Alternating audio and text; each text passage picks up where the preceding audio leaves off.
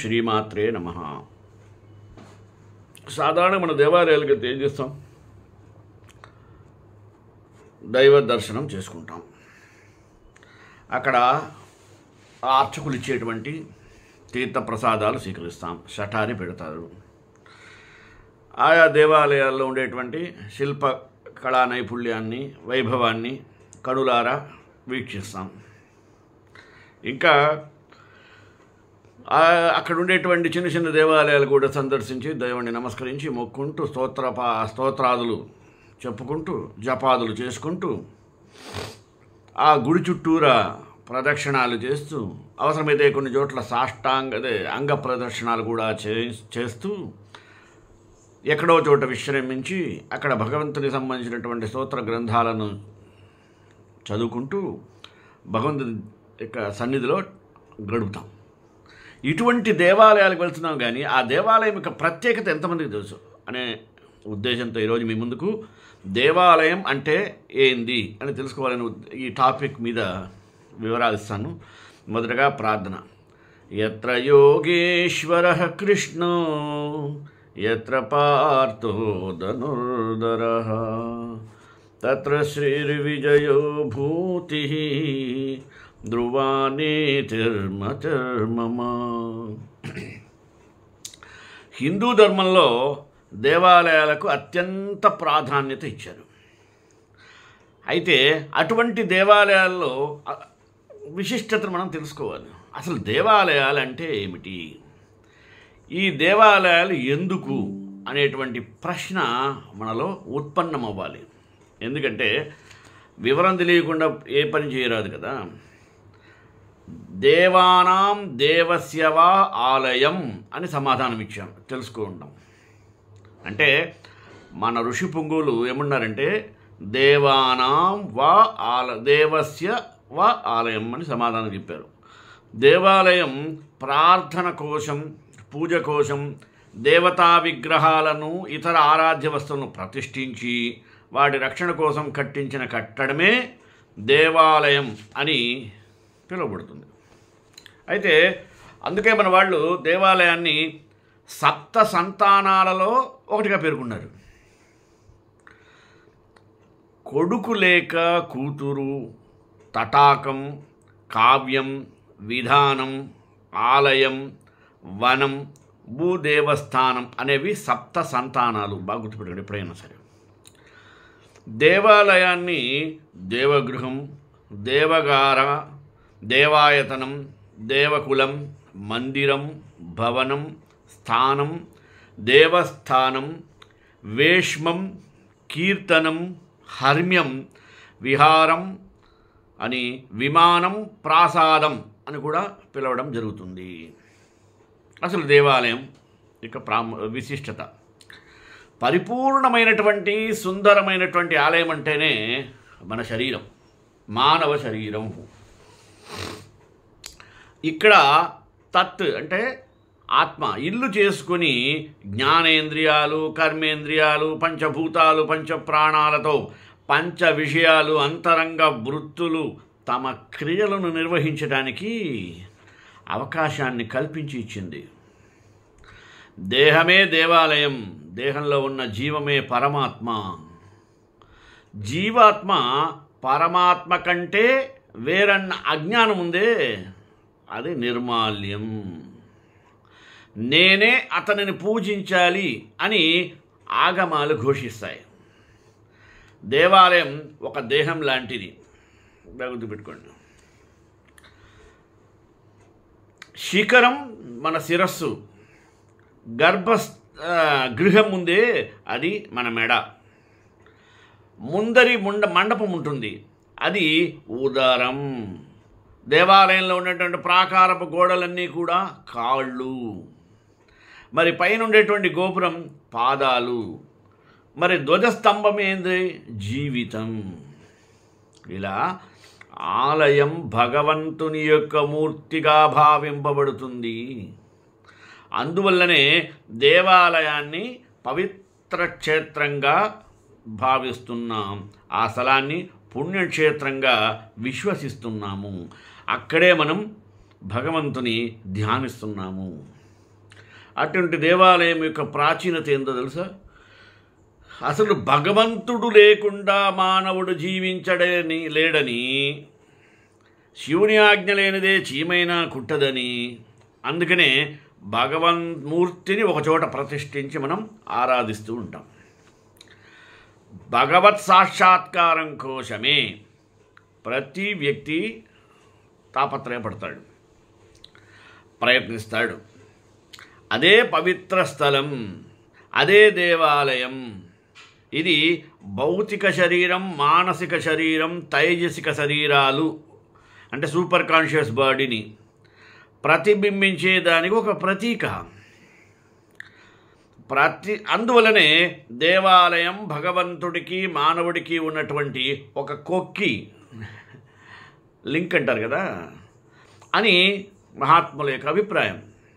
దేవాలయ నిర్మాణం ఎప్పుడు ఎక్కడ ఆరంభింపబడిందో చెప్పడం చాలా కష్టం.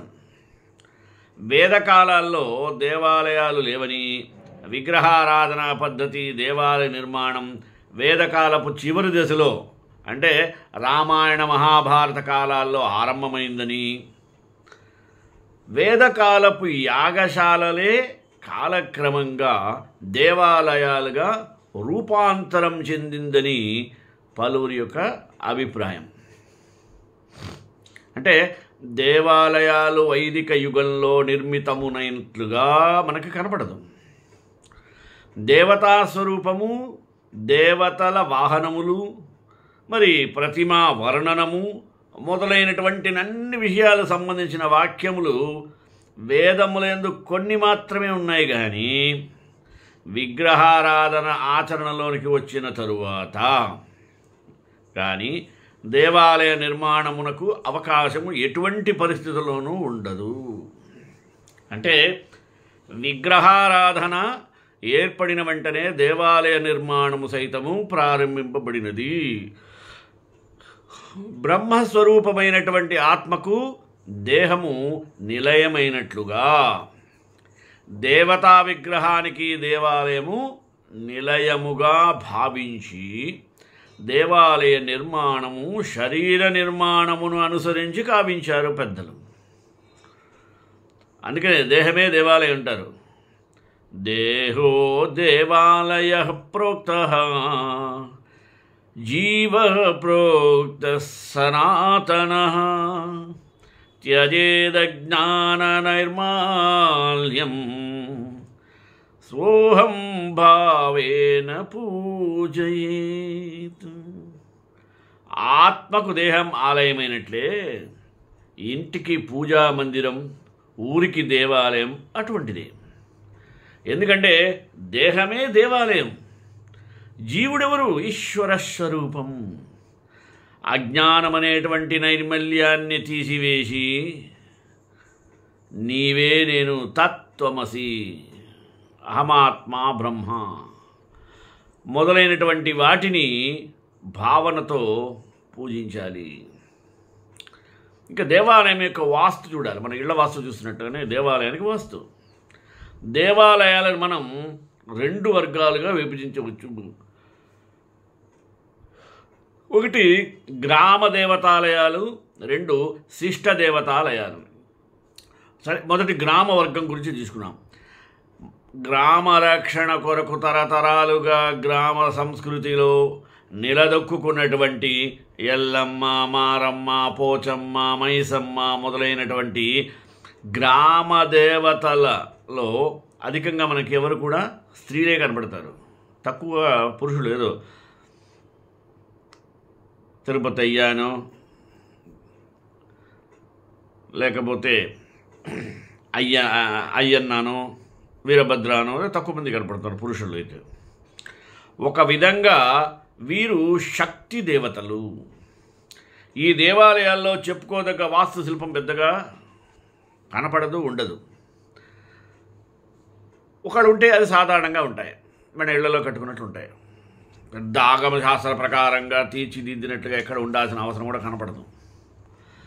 ఇంకా రెండవ వర్గం బ్రహ్మ, విష్ణు, శివ, విఘ్నేశ్వర మొదలైనటువంటి శిష్ట దేవతలు లేక నాగరికత దేవతల యొక్క ఆలయాలు. ఈ దేవతల పూజించే వాళ్ళు సామాన్యంగా బ్రాహ్మణులు ఎక్కువగా ఉంటారు. అంటే ఆగమాలలో చెప్పిన రీతిగా ఈ దేవతలకు షోడశోపచారాలు, చతుషష్ఠి ఉపచారాలు జరుగుతాయి. శిష్ట దేవాలయాలు మాత్రం వాస్తుశాస్త్రానికి అనుగుణంగానే నిర్మించబడ్డాయి. గృహ, గ్రామ, నగర, దేవాయతన, ప్రాసాద, దుర్గ, ఆరామ, తటాక, సేతుబంధ ఇత్యాది నిర్మాణ లక్షణాలను తెలిపే శిల్పశాస్త్రం ఏదైతే ఉందో చూసారా, అది ఏ వాస్తుశాస్త్రం. అసలు వాస్తుశాస్త్రం అంటే ఏంటి? వాస్తవాన్ని తెలియజెప్పే శాస్త్రం. ఈ వాస్తు సాంప్రదాయం ఆగమాల మీద ఆధారపడి ఉన్నది. ఆగమాలలో దేవాలయ నిర్మాణం ఎలా చేయాలి, ఉత్సవాలు ఎలా చేయాలని పేర్కొనబడ్డాయి. కామిక కారణ ఆగమాలలో నియమ నిబంధనలు చెప్పబడ్డాయి. వాస్తుశాస్త్రం త్రిమూర్తుల నుండి ఇంద్ర, బృహస్పతి, నారదులకు అనుగ్రహింపబడినదని, వాళ్ల ద్వారా అనేక ఋషులకు సంక్రమించిందని అంటారు. పురాతన పట్టణాలు, కట్టడాలు వాస్తుశాస్త్రానుగుణంగా నిర్మింపబడుతుండేవి. వేదకాలంలో యజ్ఞాల కొరకు మరి యజ్ఞశాలలను, వేదికలను ఈటుక, కొయ్య, వెదురులతో నిర్మించేవారు. ఇవన్నీ కూడా శిల్పసూత్రాన్ని అనుసరించి నిర్మింపబడుతుండేవి. అవే భారత ఖండ వాస్తు విద్యకు మూల రూపాలని చాలామంది అభిప్రాయపడుతుంటారు. మొదట్లో వెదురుచే నిర్మింపబడి ఆ తరువాత కొయ్యలతో కట్టడాలు నిర్మింపబడి ఉండవచ్చు. ఆర్యులు ఆర్యావర్తం ప్రవేశించడానికి ముందే ఈ దేశంలో నెలకొన్న ద్రావిడులు అనేక శతాబ్దాలుగా తమదే అయినటువంటి ఒక సంస్కృతిని పెంపొందించుకుంటూ వచ్చారని, ఆర్యులు వాళ్ళ నుంచి వాస్తు విద్యను నేర్చుకున్నారని మరికొందరి అభిప్రాయం. అయితే ఆ తరువాత కాలంలో వీరు మట్టి ఇటుకలతో నిర్మింపబడి క్రీస్తు శకం 4వ శతాబ్ది తరువాత విడివిడి రాళ్లతో గృహాలు, దేవాలయాలు నిర్మింపబడటం మొదలయ్యాయి. ఇటుకలు, రాళ్ళు, పురాతన కట్టడ అవశేషాలు ఇప్పటికీ నిల్చున్నాయి. వాస్తు కళ క్రమేపీ ఏ విధంగా వృద్ధి చెందిందో మనకివి చూపెడతాయి. ఆధునిక విద్వాంసులు, ఉత్తర హిందుస్థానపు విద్వాంసులు దేవాలయ రీతిని ఇండో ఆర్యన్ శైలి అని, దక్షిణ హిందుస్థానపు రీతిని ద్రావిడ శైలి అని చూస్తుంటారు. అంటే మనదేమో ద్రావిడ వాస్తు రీతి అని వికాసము. ఈ యొక్క ద్రావిడ వాస్తు రీతి యొక్క వికాసము 5 కాలాలుగా విభజించడం జరిగింది. అంటే భారతదేశంలోని దేవాలయాలను వాటి రచనా శైలికి అనుగుణంగా 3 విధాలుగా వర్గీకరించారు. ఏందయ్యా? ఒకటి గర్భగృహం. గర్భగృహం మీదున్నటువంటి గోపురం ఎత్తుగా ఉంది. వక్రరేఖాకృతిలో ఉన్న నాగర శైలి. ఇటువంటి దేవాలయాలు క్రింద నుండి శిఖరం దాకా చతురస్రాకారంలో ఉంటాయి. ఇది ఉత్తరాన భారతదేశంలోని దేవాలయాల్లో మనం బాగా గమనించవచ్చు. బాగుంటుంది ఉత్తర భారతదేశం సుమి. గర్భగృహం మీది గోపురం భిన్నాగ్ర పిరమిడ్లా ఉంటుంది చూడండి. అలాగే ఈ 2 లక్షణాలలోనూ ఉన్నది వేసర శైలి అంటారు. అంటే ఉత్తర హిందూ దేవాలయ వాస్తు సంప్రదాయంలోని ఈ ఆలయాలలో లంబ ప్రవృత్తి దేవాలయాలు, ఆలయ శిఖరాలు చాలా ఎత్తులో నిర్మింపబడి ఉంటాయి. దక్షిణ హిందూ దేశంలోని దేవాలయాల వాస్తు సాంప్రదాయంలోని ఆలయాలు ప్రతి చోట ప్రస్థ విస్తరణ దేవాలయాలు. వీటిని ద్రావిడ పద్ధతికి చెందిన దేవాలయాలుగా పరిగణిస్తున్నాము. ఈ పద్ధతి చెందిన ఆలయాల్లో విస్తరణ ఎక్కువగా కనిపిస్తుంది. దీనికి ఉదాహరణగా మన శ్రీకాళహస్తి, మథుర మీనాక్షి దేవాలయం, మరి రామేశ్వరం కానీ శ్రీరంగం కానీ కూడా మనం ఎగ్జాంపుల్గా తీసుకోవచ్చు. అయితే అవన్నీ కూడా ఇలా ఎందుకంటే అంత 1000 స్తంభాలు, మండపాలు, అనేక ప్రాకారాలు, దాదాపు 200 అడుగుల ఎత్తుండేటువంటి గోపురాలు, మరి 15-20 ఎకరాల విస్తీర్ణం ఆక్రమించినటువంటి అంగణాలు, విశాల కళ్యాణ మండపాలు మొదలైన చూసినప్పుడు ఈ ఆలయం లక్షణాలుగానే కనిపిస్తాయి. ఆంధ్రదేశంలో చాళుక్యులు, కాకతీయులు, విజయనగరం రాజవంశాల వారు దేవాలయ నిర్మాణానికి విశేష కృషి గావించారు. వీరి వాస్తుశిల్పం, దేవాలయ నిర్మాణం వీటికి నిదర్శనం. నేటికి చెక్కు చెదరకుండా నిలిచి ఉన్న దేవాలయాలు. దేవాలయ నిర్మాణంలో మొట్టమొదటి అంశం ఆలయం నిర్మాణానికి భూమిని ఎన్నుకోవడంలోనే ఉంటుంది. పవిత్రములైన దేవాలయాలు సాధారణంగా నదీ తీరాల్లో కానీ, నీటి బుగ్గలు ఉన్నటువంటి పర్వతాగ్రాల మీద కానీ కట్టబడి ఉండడాన్ని మనం చూడొచ్చు. అయితే పుణ్యక్షేత్ర సమీపంలోనూ, పర్వత పార్శ్వంలోనూ, వనములోనూ, ఉపవనంలోనూ, ఉద్యానవనంలోనూ, సిద్ధుల ఆశ్రమాల్లో కానీ, గొప్ప గ్రామం లేదా పురము లేదా పట్టణములో అందమైనటువంటి ప్రదేశాల్లో దేవాలయాన్ని కట్టడానికి సంకల్పించాలట మొట్టమొదటిసారిగా. ఈ ప్రదేశాలన్నీ కూడా ప్రకృతి పరిసరాలు, దేవాలయపు నిర్మాణానికి అనువైనటువంటి ప్రదేశాలు. అందువల్ల బృహత్ సంహిత ఇలా చెప్తుంది. ఏమని? నదీ శైల నిర్జర ప్రదేశాలలోని వనాలలోనూ, పట్టణ ఉద్యాన వనాల్లోనూ దేవతలు విహరిస్తుంటారట. ఇవి భగవంతుని యొక్క వాసస్థానాలే కాకుండా శుభం, శాంతిని కలిగించే ప్రదేశాలు. అలాగే శిల్ప ప్రకాశం ఇలా పేర్కొంది. ఏమయ్యా? నదీరహితమైనటువంటి భూమి, పాషాణంలో కూడుకున్నటువంటి మరి నేల దేవాలయము నిర్మాణానికి పనికిరావు. అంటే ఇసుకతో కూడుకున్న భూమి అరువైనది. బురదగానున్న భూమిని, శ్మశాన భూమిని మనం దేవాలయ నిర్మాణం నుంచి మినహాయింపు చేయాలి, అంటే వదిలిపెట్టాలి. దేవాలయ నిర్మాణానికి ఉపకరించేటువంటి రాయి, రప్ప, శిల, లోహం ఇత్యాదులు మనుష్య రూపాన్ని నిర్మించే అస్థిపంజరాన్ని పోలి ఉంటాయి. ఈ శరీరానికి ఎలా అయితే అలంకారప్రాయంగా వస్త్రాభరణాలు అవసరమో, ఆలయానికి, విగ్రహానికి కూడా అలంకారప్రాయమైనటువంటి రచన అంతే అవసరం. ఆలయానికి అనువైన ప్రదేశాలను ఎంపిక చేసుకోవాలి ఫస్ట్. అలా ఎంపిక చేసుకున్న తరువాత ఆలయ నిర్మాణం అనేది ఆరంభమవుతుంది. దేవాలయ నిర్మాణంలో అతి ముఖ్యమైన అంశం వాస్తు పురుష మండపాన్ని రచించడం. వాస్తు పురుషుడి చిత్రాన్ని వ్రాసి పూజించడం వలన ఆ పురుషుడు మరియు అతనితో ఉన్న దేవతలు అక్కడే నెలకొని ఆలయ నిర్మాణ కార్యాన్ని నిర్విఘ్నంగా కొనసాగించడం. భూమిని 81 లేదా 64 చతురస్రాకార విభాగాలుగా విభజించి మధ్యలో స్తంభాన్ని కానీ, అగ్ని కానీ స్థాపించి పూజ చేస్తూ ఉండాలి. మధ్యలో ఉన్నటువంటి ఈ చదరాన్ని బ్రహ్మస్థాన భాగం అంటారు. ఒక్కొక్క చతురస్రాకార విభాగంలోనూ ఒక్కొక్క దేవతలను ఆవాహన చేస్తూ ఉంటారు. మధ్యన ఉన్నటువంటి చదరమే వాస్తు యొక్క కేంద్ర జ్ఞానం. ఇక్కడే వాస్తు పురుషుడు ఉంటాడు. అందుకనే వాస్తు పురుష మండపాన్ని స్థాపించిన తరువాత గర్భన్యాసం అనేటువంటి విధిని మానవుల్లో గర్భాధానానికి సమానంగా పూర్వులు విధించారు.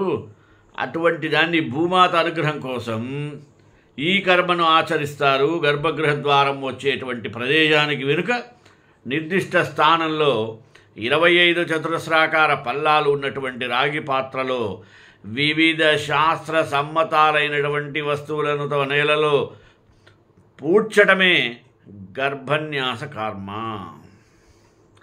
నిర్మాణానికి ఉపయోగపడేటువంటి వస్త్రోపకరణాలకు పూజ జరిగిన తరువాత నిర్మాణ కార్యక్రమం సాగుతుంది. అసలు దేవాలయంలో ప్రధాన భాగాల్లో ఏమిటంటే చతురస్రాకారంలో ఉన్నటువంటి గర్భగృహం లేదా గర్భగుడి అంటారు కదా, ఆ రెండు. దేవాలయం ఎందుకు హృదయం లాంటిది.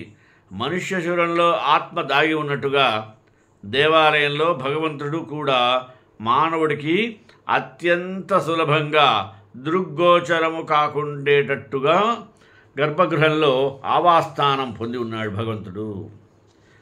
దాన్నే మూల విరాట్ అంటారు, అంటే మూల విగ్రహం లేదా మూల బేరం అని అనబడుతుంది. గర్భగృహంలో ప్రవేశద్వారం తప్పితే మరి ఎలాంటి కిటికీలు కానీ ఉండవు కూడా. సాధారణంగా చీకటి అలుముకొని ఉంటుంది ఏది మూల విరాట్ చూడటానికి. ఈ చీకటి భక్తుల్లో విగ్రహం మీదకి దృష్టిని కేంద్రీకరింపజేస్తుంది, అంటే శ్రద్ధతో చూడాలన్నమాట. ఈ లోకాన్ని మరచిపోయి తన్మయత్వాన్ని పొందుతూ ఉంటాడు భక్తుడు. తనకు తెలియనటువంటి అనుభూతిని పొందుతాడు. ఒక భక్తుడికి భగవద్ ఆకర్షణ, సంపర్కం, ఆశీస్సులు ఇక్కడి నుంచే ప్రారంభమవుతాయి. సత్యాన్ని చూస్తాడు. గర్భగృహ పైభాగంలో గోపురం ఉంటుంది. దీనినే విమానం అని కూడా అంటారు. ఇదే దేవాలయ వైభవానికి చక్కటి నిదర్శనం. ఇది సాధారణంగా పోసినటువంటి విగ్రహాలతో అలంకరించబడతాయి.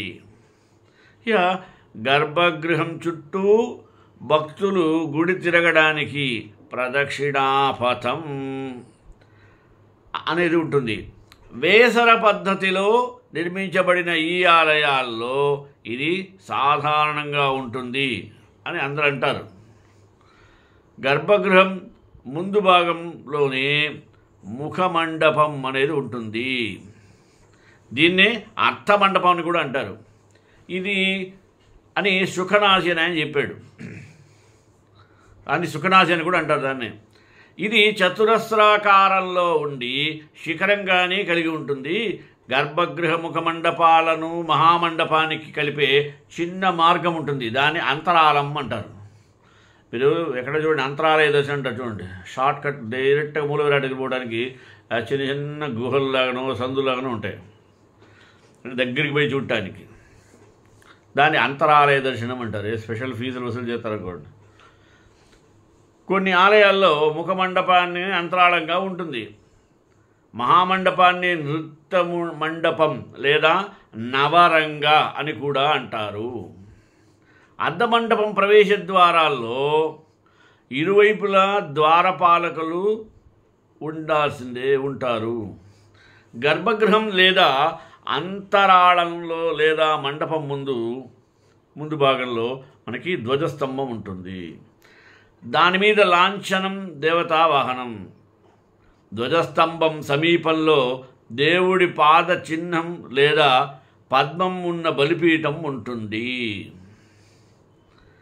బలిపీఠం మీద పరివార దేవతలకు బలి అన్నం పెడతారు. బలిపీఠానికి ఎదురుగా దీపస్తంభం ఉంటుంది. సాధారణంగా దేవాలయం ప్రాకారపు గోడలతో చుట్టబడి ఉంటుంది కదా, దీనికి ప్రధాన ద్వారం తక్కిన 3 ద్వారాలు ఉంటాయి. తన ద్వారాల మీద ఆకాశాన్ని అంటే గోపురాలు ఆకర్షణీయంగా ఉంటాయి. కొన్ని దేవాలయాల్లో 2-3 ప్రాకారాలు కూడా ఉంటాయి. కానీ ప్రాకారం లోపల ప్రధాన ఆలయంలో పాటు మరికొన్ని చిన్న చిన్న మందిరాలు కూడా మనకి కనబడుతుంటాయి. ఏ కళ్యాణ మండపం, యోగశాల, పాకశాల, స్వామి పుష్కరిణి, ఉత్సవమూర్తుల నుంచే గది మొదలైనటువంటి వాటి యొక్క సర్వసాధారణమైన విషయాలు తెలుసుకుంటారు. ఇంకా సాధారణంగా శివాలయం పట్టణానికి ఈశాన్య దిశలోను, విష్ణు ఆలయం మరి ఈ పశ్చిమ దిశలోను, సూర్యదేవాలయం తూర్పు దిక్కులోను, దుర్గా ఆలయాలు ఉత్తర దిశలోను, బ్రహ్మదేవాలయం పట్టణ మధ్య భాగంలోనూ ఉంటాయి. అది ఉండాలనేది శాస్త్రవచనం. సామాన్యంగా శివాలయాల్లో లింగమే మూలబేరంగా ఉంటుంది, అంటే మూల విరాట్గా ఉంటుంది. లింగం ఎత్తును బట్టి దేవాలయాలు ఉత్తమ మధ్యముగా ఉన్నప్పటికీ విధానాలుగా వర్గీకరణ చేయడం సహజమైనటువంటిది. గర్భగుడిలో లింగంతో పాటు ఇచ్ఛ మరియు క్రియ అనే శక్తులు ఉంటాయి. ప్రవేశ ద్వారానికి ఇరువైపులా ద్వారపాలకులు ఉంటారు. మీరు గుళ్ళో ప్రవేశించేటప్పుడే చూడండి, కుడికి ఎడమపక్క బయట ద్వారపాలకులు, గార్డియన్స్ అంటారు కదా, గాడ్స్. వినాయకుడు దక్షిణామూర్తి, విష్ణువు లేదా అర్ధనారీశ్వరుడు లింగోద్భవం కాలంలో ఉద్భవిస్తారు. బ్రహ్మ, దుర్గా మరియు చండీశ్వరాలయాలు సాధారణంగా ప్రధాన ఆలయం చుట్టూ ఉంటాయి. మీరు ఏ గుళ్ళకి వెళ్ళినా ఆ శివాలయం చుట్టుపక్కల ఈ చిన్న చిన్న గుళ్ళన్నీ ఉంటాయి. విష్ణు ఆలయాలకు వెళ్తే ఒక పక్క విశ్వక్సేనుడు, మరొక పక్క సుదర్శనుడు, నారసింహుడు, గోదాదేవి అంటే ఆండాళ్, వారికి సపరేట్ మరి మండపాలు, మందిరాలు నిర్మిస్తారు. అలాగే రెండవ ప్రాకారంలో వెళ్ళామనుకోండి, సూర్యుడు, వినాయకుడు, సుబ్రహ్మణ్యం, గజలక్ష్మి మొదలైనటువంటి భారతదేశం అంతటా ఇదేలాగనే కనపడుతుంటుంది. కానీ కొన్ని చోట్ల కనపడవు. ఎందుకంటే శైవాలయాల్లో గర్భగుడికి ముందు నంది విగ్రహం తప్పకుండా ఉండి తీరాల్సిందే. మనం వైష్ణవాలయాల్లో గర్భగుడికి ముందు బలిపీఠం అని పెడతారు, గుర్తుందో లేదో. ఆ బలిపీఠం ధ్వజస్తంభాలు కలిగినటువంటి గరుడ విగ్రహం ఉంటుంది. తగిన చిన్న చిన్న దేవుళ్ళ విగ్రహాలు, ఆలయాలు కూడా ఆలయ ప్రాంగణంలోనే ఉంటాయి. ప్రవేశ ద్వారానికి ఇరువైపులా ద్వారపాలకులు ఉంటారు. భక్తులు స్నానం చేయడానికి తీర్థం లేదా పుష్కరిణి ఆలయ సమీపంలోనే ఉంటుంది. ప్రసిద్ధ పుణ్యక్షేత్రాలు, దేవాలయాల చెంత పుణ్యతీర్థాలు కూడా ఉంటాయి. దైవానికి కాక జలానికి ప్రాధాన్యం ఉన్నటువంటి ప్రదేశాలు సాధారణంగా పుణ్యతీర్థాలు అంటారు. ప్రాచీన కాలం నుంచి ఆంధ్రదేశం శిల్పకళకు, చిత్రకళకు, వాస్తుకళకు, పుణ్యక్షేత్రాలకు ఇలా మన ఔన్నత్యాన్ని దిశలా వ్యాపించేటువంటి మార్గంగా పయనిస్తుంది. ఇక మన పుణ్యక్షేత్రాలు, దేవస్థానాలు కూడా ఇలాగే ఉన్నాయి, ఒక సాధనంగా ఉపకరిస్తున్నాయి మనకి. శిథిలప్రాయంలో ఉండేటువంటి దేవాలయాల్లో కూడా నేటికి పూజా పునస్కారాలు జరుగుతూనే ఉన్నాయి. మన అడపదడప చూస్తుంటాం. నాటి విగ్రహ శిల్ప సౌందర్యం బట్టి దేవాలయ విగ్రహ శిల్ప సౌందర్యాన్ని మనం అంచనా వేయాలి. అందుకని నాటి ఆంధ్రమహుడైనటువంటి ఆయన వైభవాన్ని మనకు గుర్తు చేసుకోవడానికి వాటిని పునరుద్ధరించాలనే మహదాకాంక్ష పరోక్ష కారణంగా కనిపిస్తుంది. ఇప్పుడు చాలా దేవాలయాలు పరమతద్వేషం వల్ల మట్టిపాలయ్యాయి. పోయినవి పోగా ఉన్న వాటిని నిలుపుకొని వాటిని పునరుద్ధరణ చేసుకోవాల్సిన అవసరం మనకు ఎంతైనా ఉంది. దీని యొక్క ప్రత్యేకత ఎప్పుడైతే మనకు తెలుస్తున్నప్పుడు మనం ముందుంటాం. నేడున్నటువంటి దేవాలయాలను దర్శించి మనమంతా గర్వపడాలి. వీటి సందర్శనం పూర్వజన్మ సుకృతమనే భావించాలి. అదొక మహాభాగ్యం కోసమే మనం తీర్థయాత్రలు చేయాలి. ఇది ప్రతి ఒక్కరి ధర్మమని హిందువుల యొక్క విశ్వాసం.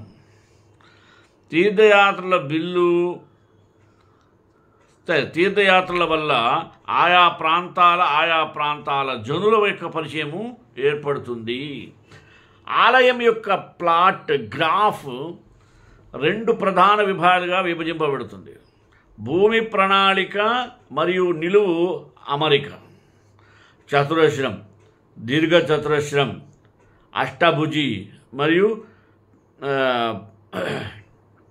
పెంటగాన్ క్షితిజ సమూహాలతో సమాంతరము లేదా గ్రౌండ్ ఫ్లోర్లో ప్రాథమిక నమూనాలు, నిలువు అమెరికన్ పిరమిడ్ వృత్తాంతము మరియు వక్రత చాలా ప్రముఖంగా ఉంటుంది. మరి గ్రౌండ్ ప్లాన్ యొక్క ఉపయోగాల్లో ఏముంటాయి? బ్రహ్మస్థానము మరియు మండపము ఉంటాయి. వర్టికల్ ప్లాన్లో గోపురము, ప్రవేశ మార్గాలు, విమానం, ప్రధాన మందిరం పైన ఉన్న నిర్మాణం మరియు ప్రాకార గోడల కోసం డ్రాయింగులు ఉంటాయి. మరి బ్రహ్మస్థానం అనేది ఒక దేవాలయంలో ప్రధాన అంశం, ప్రధాన స్థానం మరియు అది అధిష్టానం యొక్క ఆసనంగా ఉంచబడుతుంది. వాస్తు పురుష మండపాలలో బ్రహ్మ స్టేషన్ వద్ద ఉన్న బ్రహ్మస్థానం, పునాది వద్ద గర్భధన అని పిలుచబడేటువంటి ఒక ఆచారాన్ని నిర్వహిస్తారు. ఆచారం దేవాలయం యొక్క ఆత్మానుభవ కాల పరిమితికి లోబడి నిర్మించారు. అక్కడ కూడా చాలా జాగ్రత్తగా ఆలయాల్లోకి ప్రవేశించాలి. ఈ క్రతువుల్లో మరి మనం చేయాల్సిన ఏంది, ఈ ఏదైనా ఒక దానిని పెట్టెలో పెట్టి భూమిలో పాతి పెడతారు.